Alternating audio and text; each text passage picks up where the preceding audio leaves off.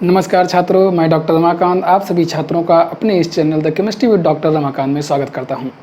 छात्रों, इसके पिछले लेक्चर में मैंने विलयनों के अर्धसंख्यक गुणधर्म के अंतर्गत हिमांक का अवनमन व उससे संबंधित न्यूमेरिकल्स को हल करना सिखाया व पढ़ाया था। अब इसकी कड़ी में छात्रों आगे मैं चलता हूँ। पराशण दाब।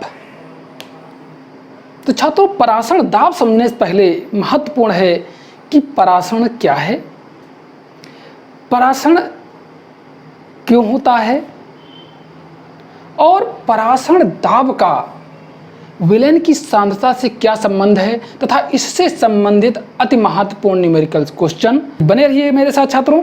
शुरुआत करते हैं कि पराशण क्या होता है, फिर पराशण दाब क्या होता है, पराशण दाब के आधार पर विलयन कितने प्रकार के होते हैं, प्रतिपराशण या प्रतिलोम पराशण या रिवर्स ऑस्मोसिस क्या है, इस सब चीज़ों का उसका उपयोग क्या है, इन सब चीज़ों को इस लेक्चर में हम कंसंट्रेट करेंगे।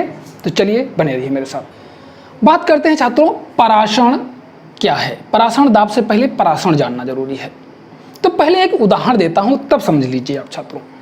जैसे एक पात्र है, ये हमने एक पात्र बना दिया छात्रों।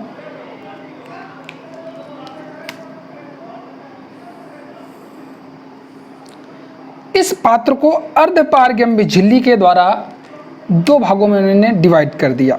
जैसे बीच में मैंने अर्धपारगम्य झिल्ली लगा दी, इसके बीच में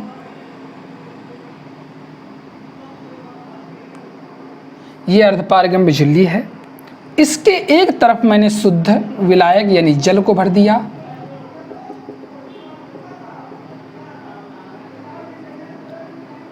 ये शुद्ध जल है।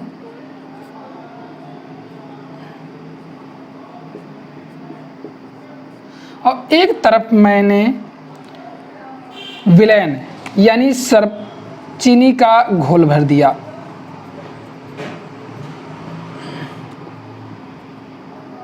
एक तरफ मैंने विलयन ले लिया। ठीक, कोई भी हो, यानी चीनी का घोल भी हम लिख सकते हैं।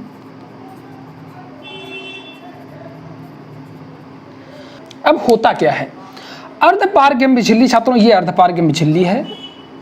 ये जेड जो हमने बीच में देखा, ये अर्धपारगम्य झिल्ली वर्ड से क्या कुछ लगा, अर्धपारगम्य झिल्ली अर्थात ऐसी झिल्ली जिसमें से सिर्फ विलायक के अणु इसके आर पार जा सकते हैं, बल्कि विलय के अणु नहीं जा सकते। इसलिए इसे अर्धपारगम्य सेमी परमेबल मेम्ब्रेन इसे कहा जाता है। अर्धपारगम्य मतलब सिर्फ विलायक के ही अणु जा सकते हैं। जब हम अर्धपारगम्य झिल्ली के माध्यम से शुद्ध विलायक और विलयन को अलग कर देते हैं, तो विलायक के अणु अर्धपारगम्य झिल्ली के द्वारा होते हुए विलयन की ओर जाने लगते हैं। अर्धपारगम्य झिल्ली के द्वारा विलायक के अणु विलयन की ओर जाने लगते हैं और यह प्रक्रिया तब तक चलती रहती है जब तक कि इसकी और इसकी दोनों की सांद्रता लगभग समान नहीं हो जाती, तब तक यह कंटिन्यू चलती रहती है। तो इसी प्रवाह को, ये एक प्राकृतिक प्रवाह है छात्रों, ठीक, इसी प्रवाह को हम पराशण कहते हैं। अर्थात वही हमने लिखा है, अर्थात इससे इस तरीके से कह सकते हैं कि विशुद्ध विलायक के अणुओं का अर्धपारगम्य या विलायक के अणुओं का अर्धपारगम्य झिल्ली द्वारा विलयन की ओर प्रवाह को क्या कहते हैं, पराशण कहते हैं। ये रहा जब हम विलायक को विलयन से पृथक कर लेते हैं। लेकिन अगर दूसरी स्थिति के बारे में सोचा जाए छात्रों, जैसे अगर हम दो डिफरेंट विलयन लेते हैं, दो डिफरेंट विलयनों को अर्धपारगम्य झिल्ली से पृथक करते हैं, जरा उस बारे में भी सोच लेते हैं। ये अर्धपारगम्य झिल्ली है, दो डिफरेंट विलयन मैंने ले लिए भिन्न सांद्रता के।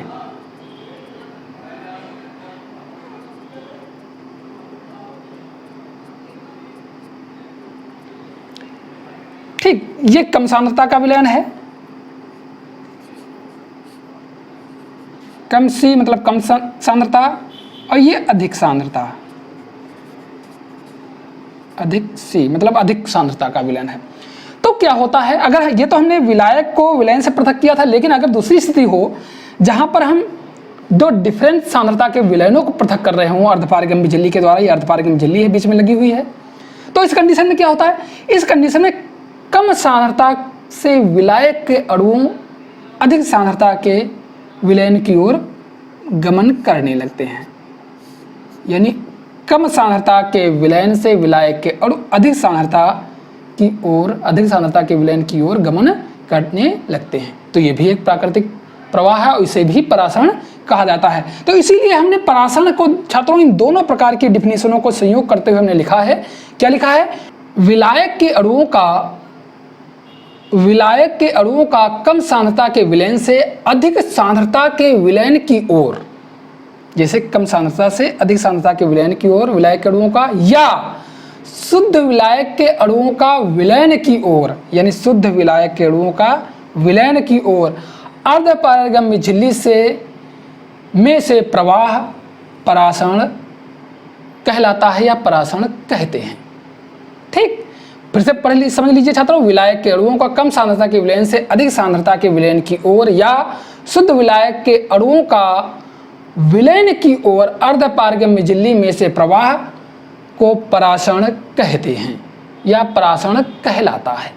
तो इस तरीके छात्रों आप समझ गए परासरण क्या होता है।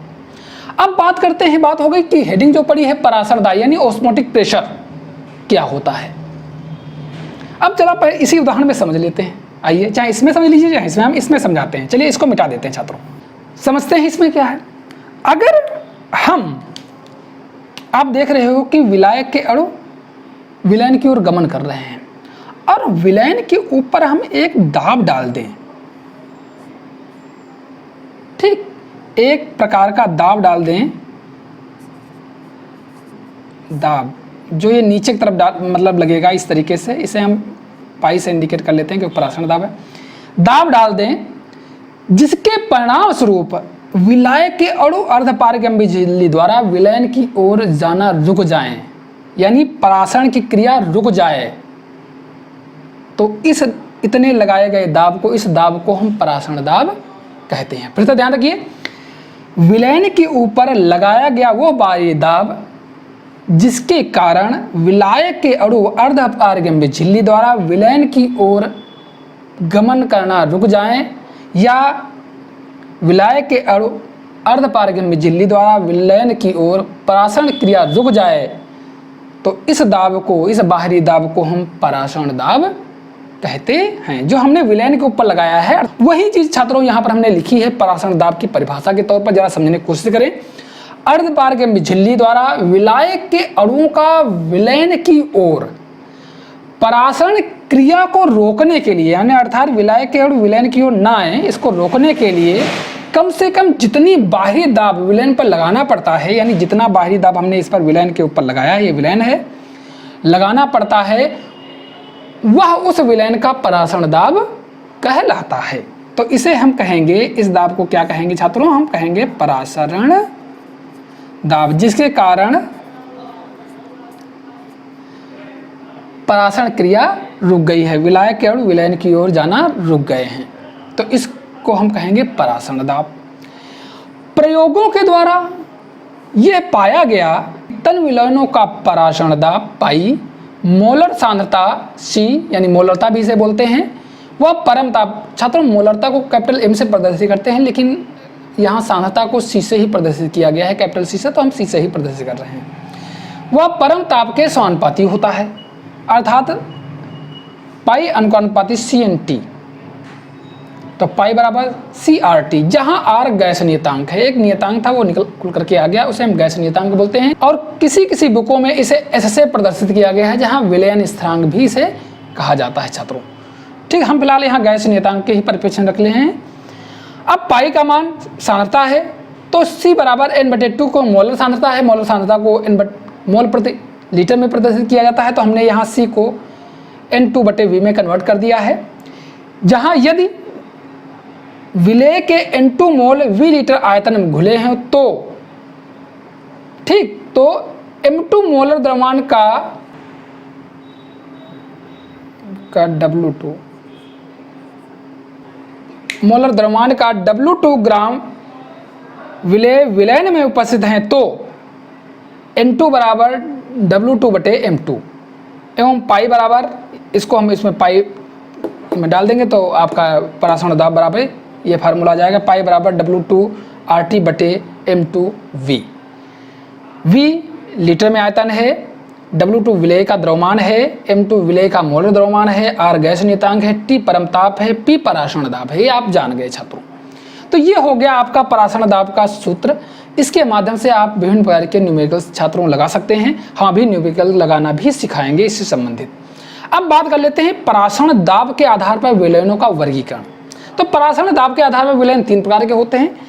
समपराशरी विलयन अर्थात ऐसे विलयन जिनका परासरण दाब समान हो, यानी समान ताप पर चाहे जितने प्रकार के विलयन हो, अगर इनके परासरण दाब समान होते हैं, हम लिख दिया समान ताप पर जिन विलयनों के परासरण दाब समान होते हैं, समपराशरी विलयन कहलाते हैं। दूसरे का अतिपराशरी विलयन, जिन विलयनों का परासरण दाब अधिक हो उन्हें अतिपराशरी विलयन कहते हैं, अर्थात अधिक परासरण दाब रखने वाले विलयन। अल्पपराशरी विलयन मतलब जिन विलयनों का परासरण दाब बहुत कम हो या कम हो, अल्पपराशरी विलयन कहलाते हैं, यानी कम परासरण दाब रखने वाले विलयन। समझ गए? तो इस प्रकार छात्रों आप जान गए कि परासरण दाब के आधार पर विलयन कितने प्रकार के होते हैं। अब हम बात करते हैं, नेक्स्ट में चलेंगे रिवर्स ऑस्मोसिस, प्रतिलोम परासरण क्या होता है, इसका उपयोग क्या है, और परासरण से संबंधित एक न्यूमेरिकल को भी आपको समझा रहा हूँ। चलिए मेरे साथ बने रहिए छात्रों। हाँ छात्रों, अब बात कर लेते हैं कि प्रतिलोम परासरण यानी रिवर्स ऑस्मोसिस क्या होती है और परासरण दाब से संबंधित एक महत्वपूर्ण न्यूमेरिकल की। तो समझाते हैं प्रतिलोम परासरण क्या आता है। जैसे परासरण दाब के बारे में हमने पढ़ा था, परासरण प्रक्रिया जानते ही हो। परासरण क्या होता है? विलायक अणुओं का अर्धपारगम्य झिल्ली द्वारा विलयन की ओर प्रवाह या गति करना परासरण कहलाता है। प्रतिलोम परासरण मतलब विलायक के अणु विलयन से शुद्ध विलायक की ओर गति करने लगे, लेकिन ये नॉर्मली ऐसे होता नहीं है। इसके लिए हमें क्या करना होगा उसको पहले समझ लीजिए, मैं समझा देता हूँ, फिर आप समझाओगे कि प्रतिलोम परासरण क्या है, परासरण क्या होता है और प्रतिलोम परासरण का परासरण दाब से संबंध क्या होता है। चलिए आप पहले समझ लीजिए। आइए देखिए, एक पात्र है, अर्धपारगम्य झिल्ली के द्वारा 2 भागों में डिवाइडेड है। एक तरफ शुद्ध जल है और एक तरफ विलयन भरा हुआ है। विलयन भरा हुआ है। सामान्यतः जो प्राकृतिक प्रक्रिया है उसमें विलायक के अणु विलयन की ओर, ये विलायक है, शुद्ध विलायक है, शुद्ध विलायक, ये विलयन है। सामान्यतः जो प्रक्रिया होती है ये अर्धपारगम्य झिल्ली है, इसके माध्यम से विलायक और विलयन की तरफ जाते हैं। लेकिन इसको अगर रोकना चाहें हम, विलायक के अणु विलयन की ओर ना जाएं, तो इसको लिए रोकने के लिए हम इस पर एक दाब लगाते हैं, विलयन के ऊपर एक दाब लगाते हैं।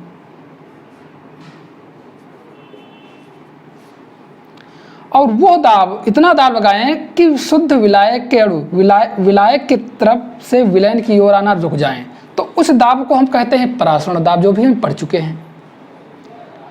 अब हमें प्रतिलोम परासरण यानी रिवर्स ऑस्मोसिस क्या कैसे करना है।